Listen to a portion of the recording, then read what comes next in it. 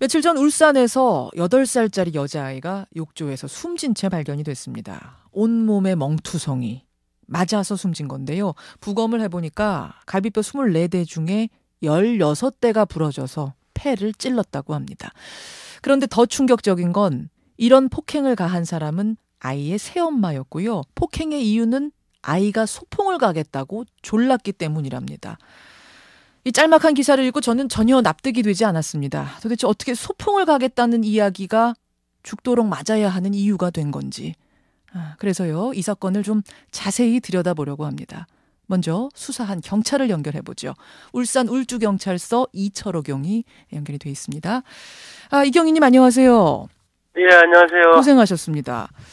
그러니까 우선 112로 신고를 한 건 이 아이의 새엄마였다고요? 119에 먼저 신고를 해가지고 119에서 이제 우리 112로 연락해 준 겁니다. 그래요. 출동을 해서 가보니까 어떤 상황이든가요? 그때는 이미 사망한 상황이었고 아기의 상태가 그냥 단순 변사가 아닌 것으로 보여졌다고 합니다. 네, 엄마가 뭐라고 얘기를 했는지 좀 자세하게 알려주시죠.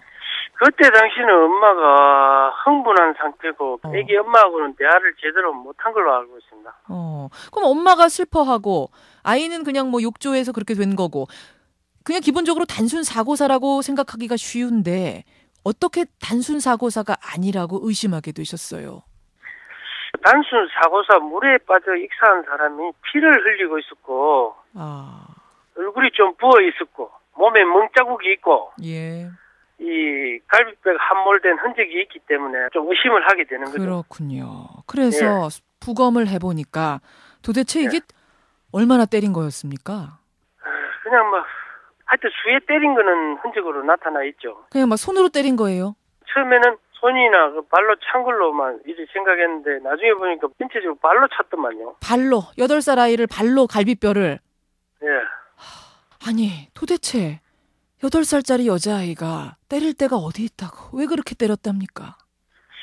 이야기를 들어보니까 말을 안 들을 때는 평상시에도 좀 체벌을 가해 왔는데 체벌이 좀 하다 보니까 평상시와 같이 그냥 그렇게 좀 체벌을 한 중에서 조금 더 강도 있게 했다라고만 이야기하기 때문에 그러니까 상습적으로 평소에도 폭행을 했는데 그건 뭐 체벌 수준이 아니지 않습니까? 폭행을 했는데 이날따라 평소보다 조금 더 한 것뿐이다 이렇게 얘기를 해요? 네, 그렇게 이야기한 걸로 알고 있습니다. 이유는 뭐였답니까? 그럼 이번에 아이를 때린 이유는? 그러니까 돈 2,000원을 가져간 게 없어졌는데 왜 거짓말을 했느냐 이게 때문에 또 했고 2,000원을 아이가 가져갔는데 거짓말을 했다고요? 예. 그다음에 그날이 애기의 마지막 소풍 울산에서의 마지막 소풍 날인데 소풍이 가고 싶었는데 엄마한테 맞다 보니 소풍을 못 가고 혼자서 방에 들어가 잠시 누워 있으니까 그래도 소풍 갈 생각이 있었는가. 엄마 미안해 하고 소풍 보내주면 안 돼 했는데 엄마 입장에서는 아직 화가 안 풀려가지고 아마 더 때린 것 같습니다.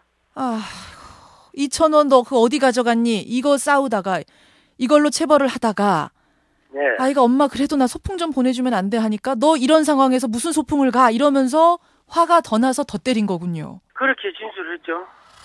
아니 울산에서 마지막 소풍이라는 거는 무슨 얘기죠? 아기가 원래는 일주일 전에 이사를 가기로 되어 있었는데 소풍 때문에 일주일 연기를 해놓은 상황이었어요. 소풍까지만 가고 이사 가는 걸로 연기. 그러니까 아이가 소풍을 엄청나게 기다렸던 거군요.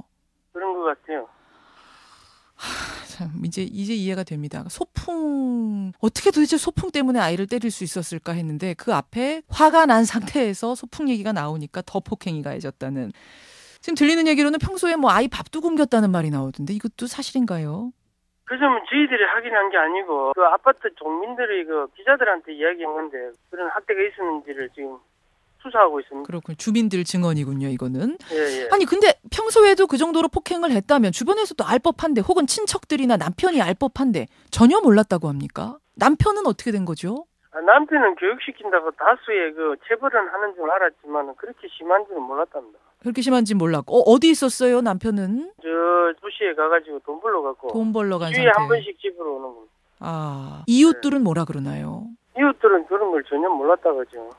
애기한테 잘하는 아주 멋진 엄마로만 알고 있었다고 합니다. 아주 멋진 엄마라고요? 예, 아기를 반드시 키우는 엄마. 아, 아기한테 엄격하게 하는. 엄청 잘해주는 엄마. 엄청 잘해주는 엄마? 네. 아, 저도 지금 전혀 납득이 안 되는데 엄청 잘해주는 엄마. 어떻게 하다 그런 얘기가 나왔을까요?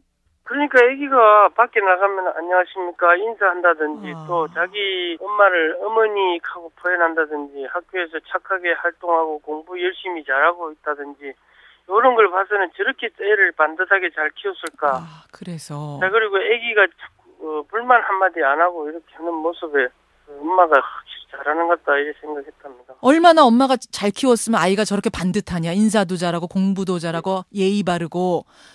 이 엄마가 심지어는 반에서 어떤 역할도 했다면서요. 아, 예, 아기가 그 반 회장을 하면서 반 학부모 회장을 한 걸로 알고 있습니다. 아, 반의 학부모 회의 대표, 회장까지. 예, 예, 예. 그러니까 엄마가 뭐 정신 이상이 있다든가 그런 게 아니군요. 아, 저희들은 그렇게 보진 않습니다. 예. 차라리 정신 이상이었다 이러면은 이해가 될 텐데 겉으로 볼 때는 멋진 엄마, 반 대표까지 하는 엄마, 반듯하게 아이 잘 키우는 엄마였다는 사실이 더 충격적입니다. 아, 지금 이제 이 엄마가 이제 새엄마인 것으로 우리가 알고 있는데요. 혹시 친모 쪽에서도 어떤 얘기를 합니까? 친모 쪽에는 지금 비통에 빠져가지고 예. 뭐라고 지금 뭐 말을 한다기보다는 철저한 수사를 해달라는 그런 내용입니다. 예, 참 듣고도 믿어지지 않는 상황인데 지금 이 새엄마를 피의자를 조사하고 계시는 거죠, 경위님? 상태는 어떻습니까? 담담해 있다고 보면 됩니다. 그냥 받아들이는 상황. 예. 자신이 한 것에 대해 반성하거나 이러진 않습니까? 최초 진술에는 반성을 안 했겠지만 지금은 뭐 잘못한 걸 어느 정도 인정하고 있습니다. 그런 상황이군요. 내가 자기 교육 방법이 잘못됐다는 거. 예. 지나친 교육이 낳은 비극인가요? 이걸 뭐라고 해석을 해야 되는 건가요? 어쨌든 경위님 고생 많이 하셨습니다. 오늘 고맙습니다. 예. 울산에서 벌어진 8살 아이 폭행 치사 사건 그 정황을 먼저 들어봤습니다. 울산 울주경찰서 이철호 경위였고요. 이어서 전문가 연결을 해봐야겠죠. 숙명여대 아동복지학과 안재진 교수 연결이 돼 있습니다. 안 교수님 안녕하세요.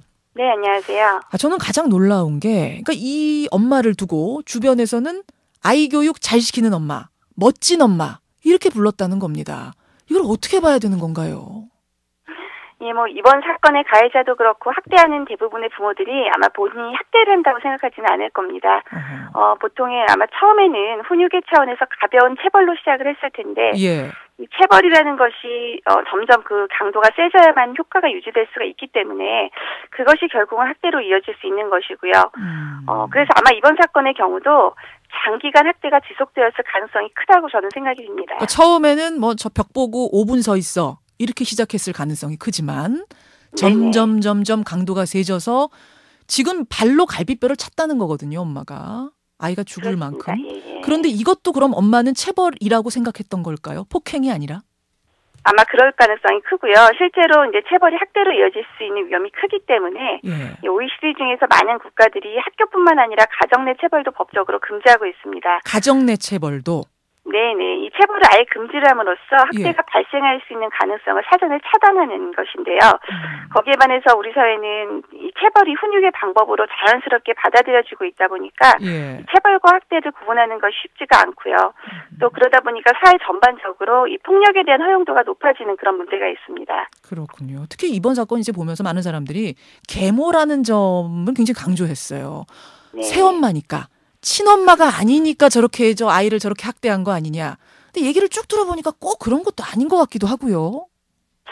우리가 흔히 생각하기에 아동학대라는 것이 부모에게 정신적인 문제가 있거나 아니면 이제 특정 계층에서만 발생할 것 같지만 사실 꼭 그렇지는 않습니다. 예. 이번 사건에서도 가해자가 계모라는 점에 관심이 집중되고 있기는 하지만 뭐 친모가 학대를 안 하는 것도 아니고 모든 계모가 학대를 하는 것도 아닙니다.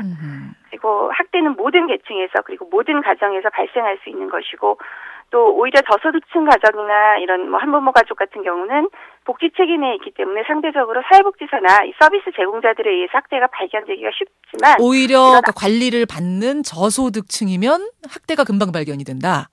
예, 그럴 가능성이 높지만 이런 안정적인 중산층 가정에서는 학대가 은폐되기 쉬운 그런 구조입니다. 제일 중요한 건 이제 이런 아이들, 학대에 방치되어 있는 아이들을 우리 사회가 어떻게 지켜줄 건가, 어떻게 구해줄 건가 이 부분인데요. 고민해 보셨죠, 교수님? 먼저 사회 전반적으로 학대가 범죄라는 인식이 확립이 되어야 됩니다. 우리가 길을 가다가 강도나 살인 사건을 목격을 했다면 그것이 설령 나랑 상관이 없는 일이라도 신고를 하지 않습니까? 당연하죠. 범죄죠, 그건. 네, 그렇습니다. 그런데 아동학대의 경우에는 이것이 범죄라는 인식이 낮고 아직까지도 이것이 가정 내 문제라고 생각하기 때문에 신고가 제대로 이루어지지 않는 것입니다. 그렇기 때문에 저희가 학대 전반에 대해서 어떤 감시 체계를 마련하는 것이 시급할 것 같습니다. 교사들이나 어른들이 이 학대 사실을 좀 미리 발견해서 신고를 했더라면 이런 비극적인 사건은 막을 수 있었을지 않을까라는 생각이 들고요. 그리고 이제 만약에 어른들이 이 아이들을 제대로 보호해주지 못한다면 아이들이 또 스스로 자신을 보호할 수 있도록 아동들에 대한 권리 교육이나 이런 것들을 통해서 학대의 좀 개념을 가르치고 어른들이 학대를 한다면 주위에 도움을 청할 수 있도록 가르치는 것도 하나의 방법이 될 수 있을 것 같습니다. 요즘 유치원에서부터 성폭력 관련된 교육을 많이 시키거든요. 그러면서 그렇습니다. 아이들이 예전보다 훨씬 좋아졌어요. 마찬가지로 이런 부분에 대한 교육도 어린 시절부터 필요하다 이런 말씀 새겨드려야겠습니다. 교수님 오늘 도움 말씀 고맙습니다. 네, 감사합니다. 신명여대 아동복지학과 안재진 교수까지 만나봤습니다.